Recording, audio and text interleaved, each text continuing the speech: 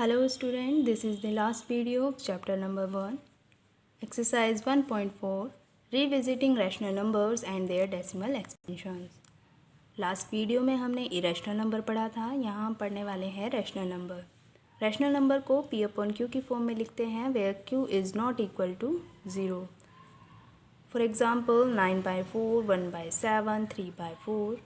अच्छा, यहाँ rational number को डेसिमल एक्सपेंशन के साथ पढ़ना है। डेसिमल में कैसे शो कर सकते हैं हम वो पढ़ेंगे।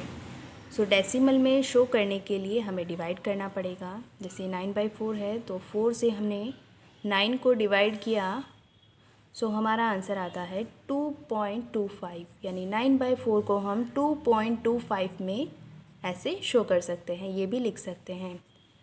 1/7 को जब हम डेसिमल में कन्वर्ट करने की कोशिश करते हैं तब यहाँ क्या आता है कि ये टर्मिनेट ही नहीं हो रहा है, पूरा नहीं कट रहा है, ये ऐसे ही चलता जा रहा है, खुद को रिपीट कर रहा है। ये 7 के बाद 1 4 2 8 5 7, इसके बाद फिर से खुद को रिपीट कर रहा है 1 4 2 8 5 7, फिर से 1 4 2 8 5 7। यानी ये टर्मिनेट तो नहीं हो रहा है बट खुद को रिपीट कर रहा है। ऐसे ही 3/4 को किया डिवाइड तो यहाँ आता है 0.75। यानी 3/4 को हम 0.75 लिख सकते हैं।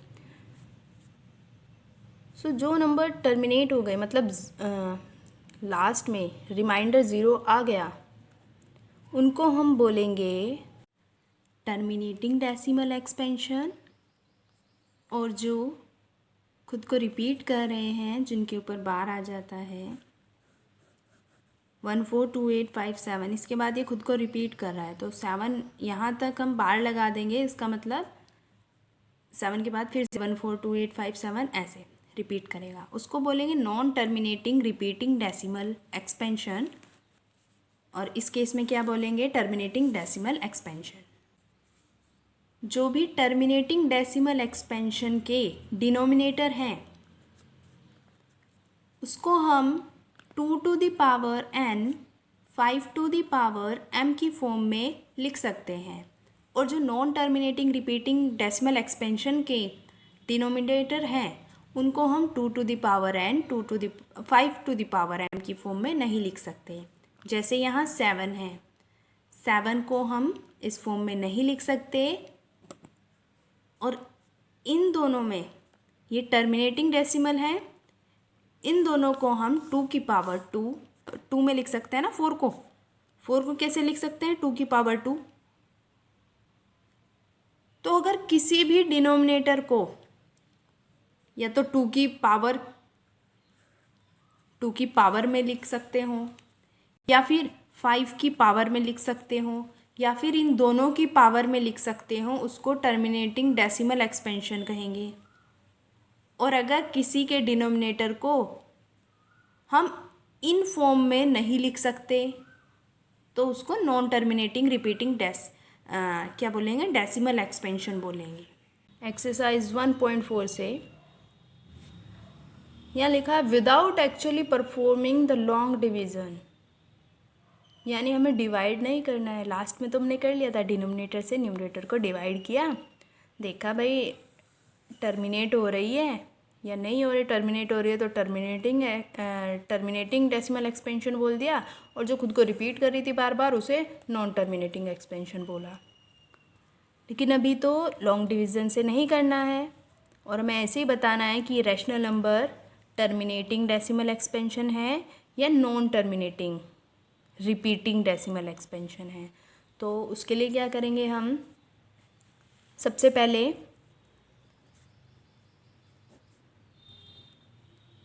फर्स्ट क्वेश्चन यही है।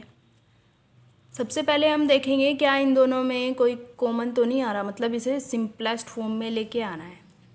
करते थे ना पहले हम, मतलब को प्राइम होने चाहिए दोनों नंबर। यहाँ इन दोनों में कोई भी कॉमन फैक्टर नहीं है। अब हम देखेंगे 3 1 2 5 को क्या हम 2 की पावर 5 की पावर या इन दोनों की पावर में लिख सकते हैं। अगर लिख सकते हैं तो ये क्या होगा? टर्मिनेटिंग डेसिमल एक्सपेंशन होगा। अगर ये 2 की पावर 5 की पावर में नहीं आता है तो ये नॉन टर्मिनेटिंग रिपीटिंग डेसिमल होगा। सो इसे कैसे देखेंगे कि ये पावर में आता है या नहीं आता है? सिंपल इसके फैक्टर कर लेंगे।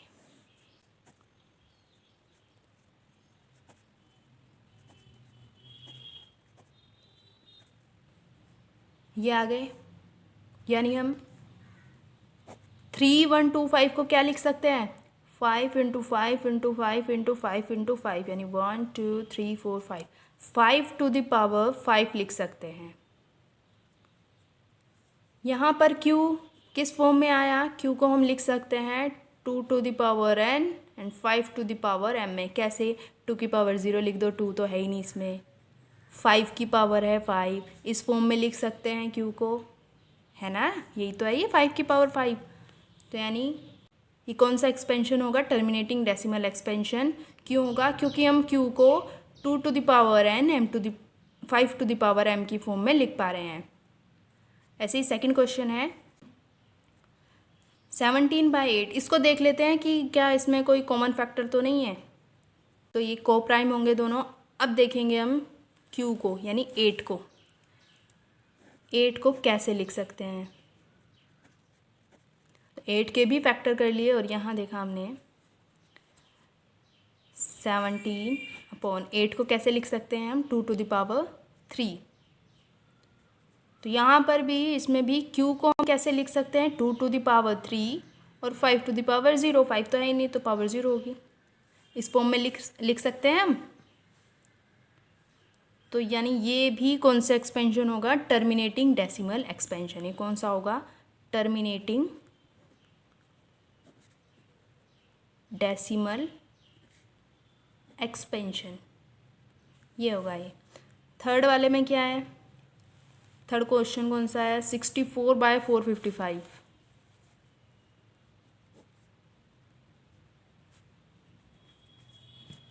क्या इसमें कोई कॉमन फैक्टर आ रहा है क्या, नहीं आ रहा है, कोई कॉमन फैक्टर नहीं है, ये को प्राइम ही है। तब हम क्या करेंगे, 455 को प्राइम फैक्टराइजेशन से इसके फैक्टर्स कर लेते हैं। ये 5 से जाएगा 91 टाइम, फिर उसके बाद 7 से, और फिर ये 13 से, यानी 455 को क्या लिख सकते हैं हम, 5 × 7 × 13। अब यहाँ तो 5 की पावर में तो आ रहा है तो बात ठीक है, लेकिन यहाँ 7 और 13 ये एक्स्ट्रा आ रहे हैं ना, यानी हम q को 2 to the power n 5 to the power m इस फॉर्म में नहीं लिख पा रहे हैं, क्योंकि यहाँ 7 और 13 भी है। क्योंकि यहाँ पर q को हम 2 to the power n 5 to the power m की फॉर्म में नहीं लिख पा रहे हैं, इसलिए ये non terminating repeating decimal expansion होगा। एक और क्वेश्चन कर लेते हैं, 15/1600, 15/1600। यहाँ हम देख रहे हैं क्या इन दोनों में कोई कॉमन फैक्टर आ रहा है, हाँ ये तो दोनों 5 से डिवाइड हो रहे हैं, तो 5 से डिवाइड करते हैं, 5 से ये 3 टाइम्स, और ये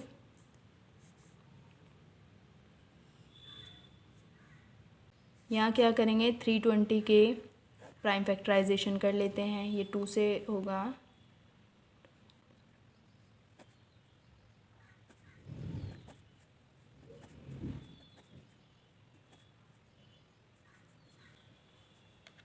ये आ गया,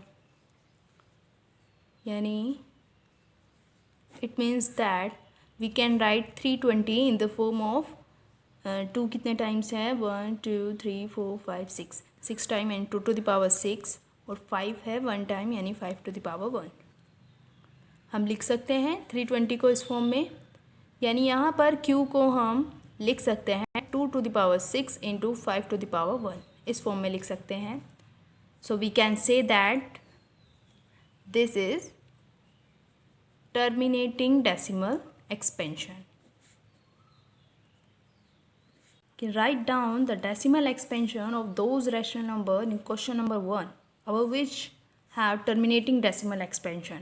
इसमें बोला है जो क्वेश्चन नंबर 1 अभी हमने किया है उसमें जितने भी टर्मिनेटिंग डेसिमल एक्सपेंशंस आए हैं ना, उनको हमें डेसिमल एक्सपेंशन में शो करना है, डेसिमल बतानी है भाई उनकी। तो आप क्या करेंगे, पहले तो क्वेश्चन नंबर 1 देखेंगे, कि किस किस क्वेश्चन में टर्मिनेटिंग डेसिमल एक्सपेंशन आई है। भाई फर्स्ट में आई है, सेकंड में भी आई है, थर्ड में नहीं आई है, फोर्थ में आई है। बाकी के क्वेश्चन मैंने नहीं किए हैं, उन्हें कर लेना, शायद उनमें भी टर्मिनेटिंग डेसिमल एक्सपेंशन हो। तो यहाँ हमने केवल 3 देखे हैं, तीनों को मैंने लिख लिया जिसमें आई है टर्मिनेटिंग डेसिमल एक्सपेंशन। अब इन्हें हमें बताना है, डेसिमल्स में लिखना है। तो कैसे लिखेंगे? क्या हम 3, 1, 2, 5 से 13 को डिवाइड करके लिखेंगे? अरे नहीं, बहुत टाइम लगेगा इसमें। तो हमने अभी इंट्रोडक्शन में तो पढ़ा था, क्या पढ़ा था? चलिए यहाँ कर लेते हैं। सबसे पहले इसको, जैसे हमने यहाँ लिखा था ना 13 5 टू द पावर 5, ऐसे ही लिख लेते हैं बिल्कुल। यह आ जाएगा 13 5 टू द पावर 5।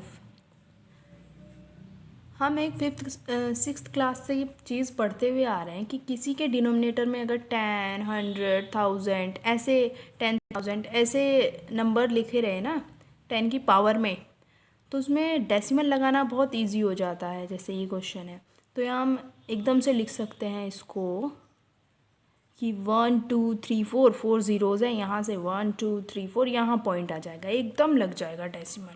तो हम यहाँ पर भी ऐसा ही करेंगे कुछ। ये 5 टू द पावर 5 है, इसको हम 5 को 10 ईजीली बना सकते हैं। कैसे बना सकते हैं? 2 से मल्टीप्लाई करके।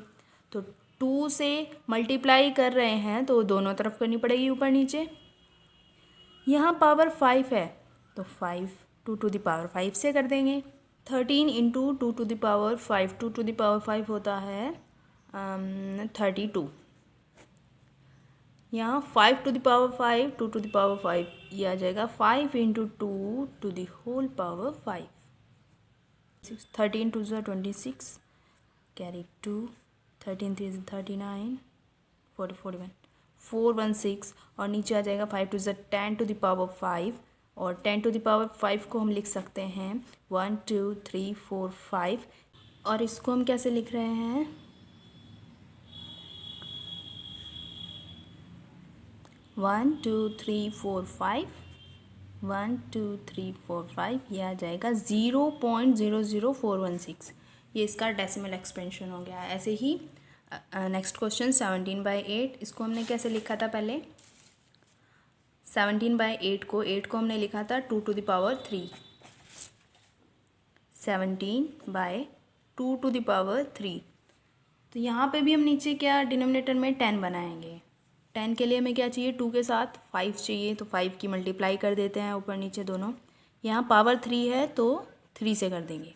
यहाँ आ जाएगा 17 इंटू 5 टू द पावर 3 होगा 5 5 25 एंड 125, और यहाँ आ जाएगा 2 into 5 to the power 3, then we get, और ये 10 to the power 3, 2125 by 10 to the power 3 को हम ऐसे लिखेंगे, और इसको डेसिमल में लिखेंगे, 3 ज़ीरो है तो ये 2.125। सेम ऐसे ही ये क्वेश्चन कर लेंगे। इसको हमने कैसे लिखा था? 15, और इसको 1600 को लिखा था हमने 3/2 to the power 6 into 5 to the power 1, ये लिखा था। सो यहाँ भी हम मल्टीप्लाई कर लेंगे।